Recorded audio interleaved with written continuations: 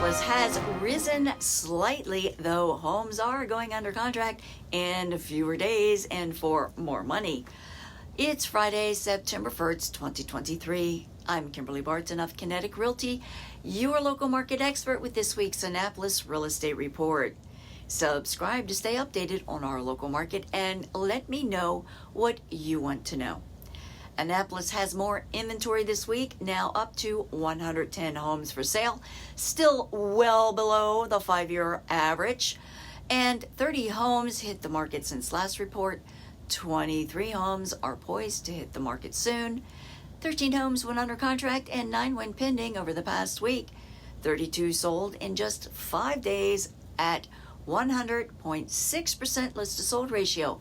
The highest priced home that sold was in Epping Forest for $3,250,000.